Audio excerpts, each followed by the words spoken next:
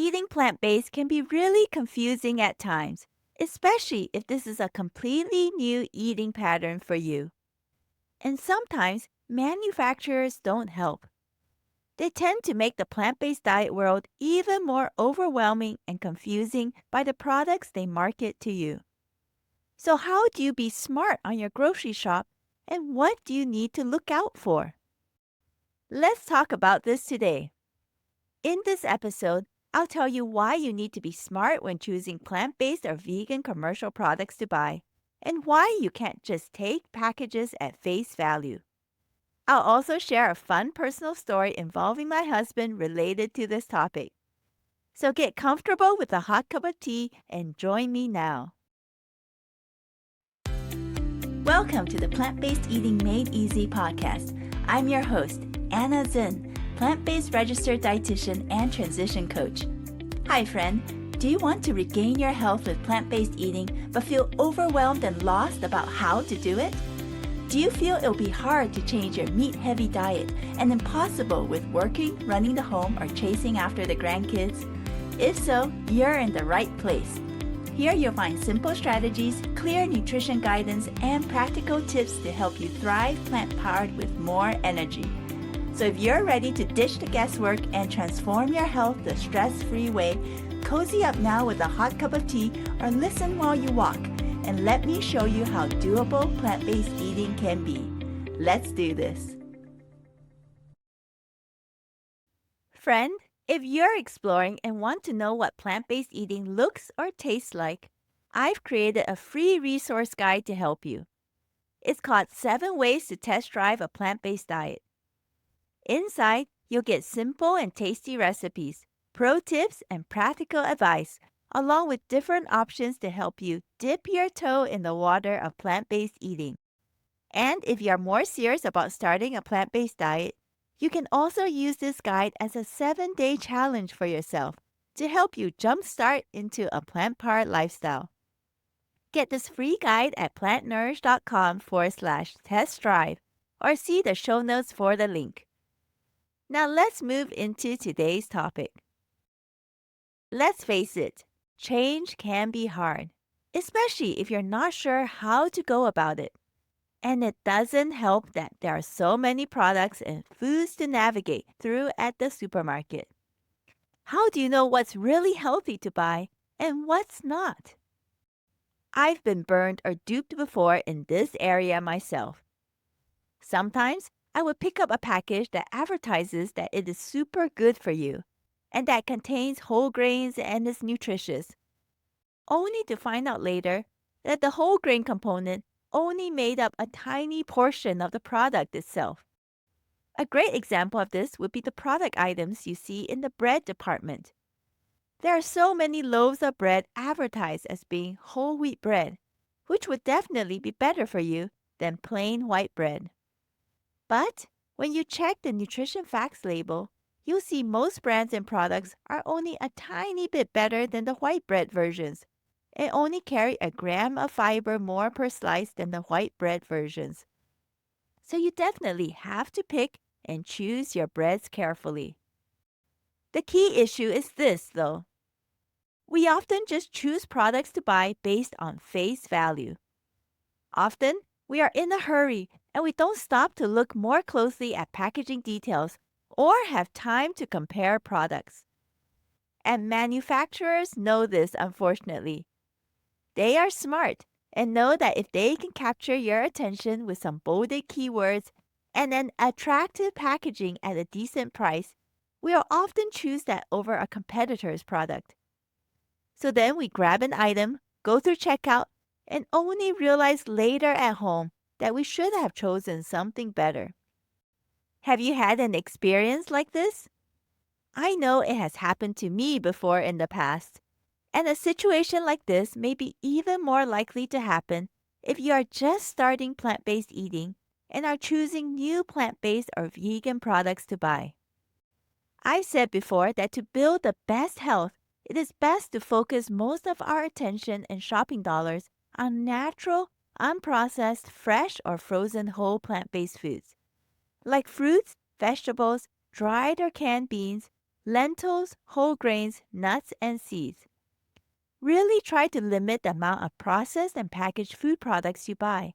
And when you do buy them, make sure to look and choose carefully. Here are 3 key steps to follow when deciding which new plant-based food products to buy.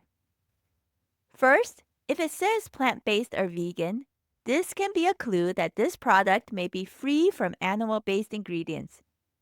Then, regardless of what else is said on the front, immediately check the back of the package to see what the ingredients list says.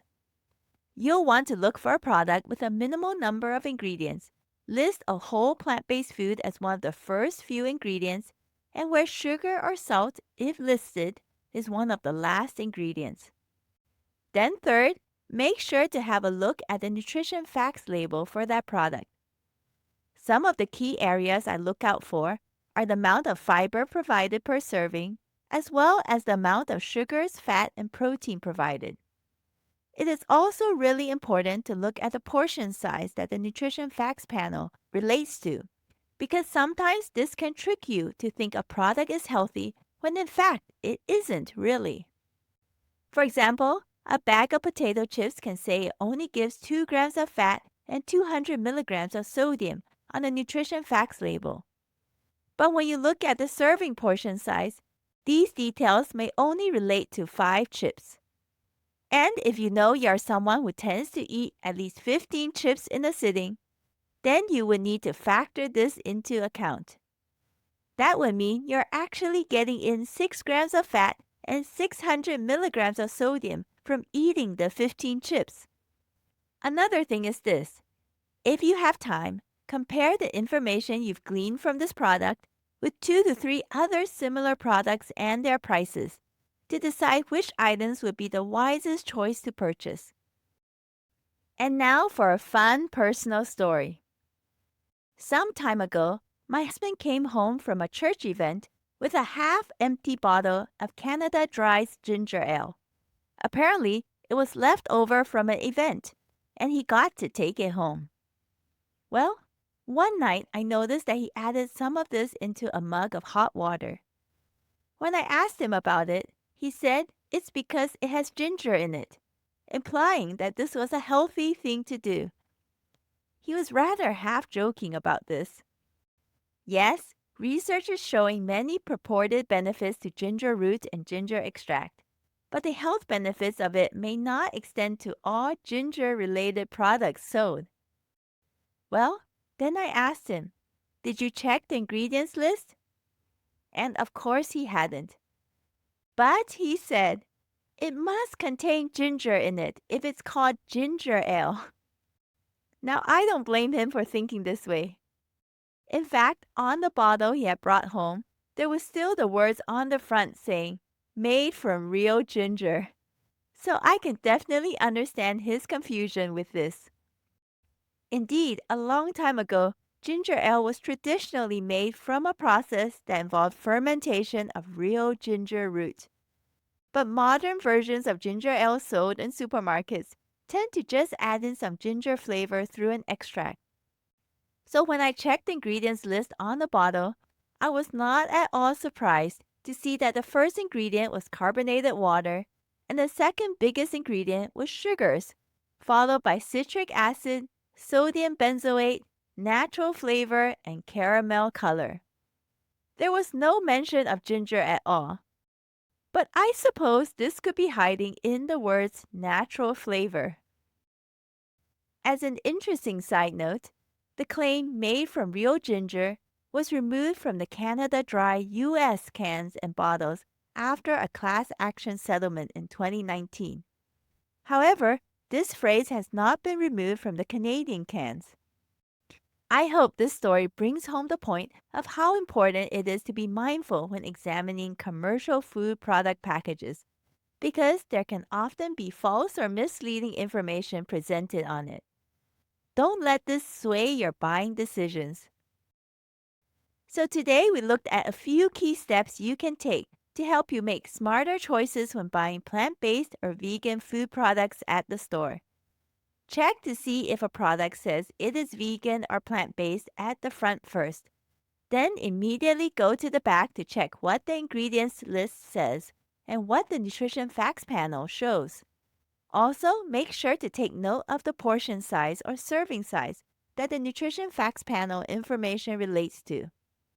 Now, there's definitely a lot more I could say on this, but for now, I hope today's episode at least gives you the basic nuts and bolts for getting started and making wiser choices on your next grocery shop. Now, here's an action step you can take. The next time you're grocery shopping, use these tips given today in this episode to help you take a closer look at the processed food products you're thinking to buy. This way, you can make wiser purchase decisions and enjoy better health. Now, if you're feeling ready to take a bigger step forward in plant-based eating, grab my free guide to help you. It's called 7 Ways to Test Drive a Plant-Based Diet.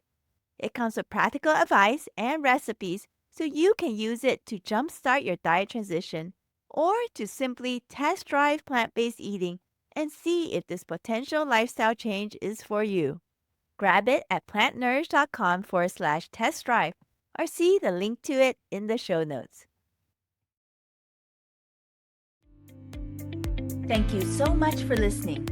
If this podcast has inspired, encouraged, or helped you in some way to transform your health, I would love to hear about it. Please take 30 seconds to rate and leave a written review on Apple Podcasts to let me know. It will encourage me so much to hear how this podcast has positively impacted and made a difference in your journey towards wellness. And share about this podcast with a friend or loved one so we can all thrive in the best health. Remember, plant-based eating can be easy and doable. See you in the next episode, my friend.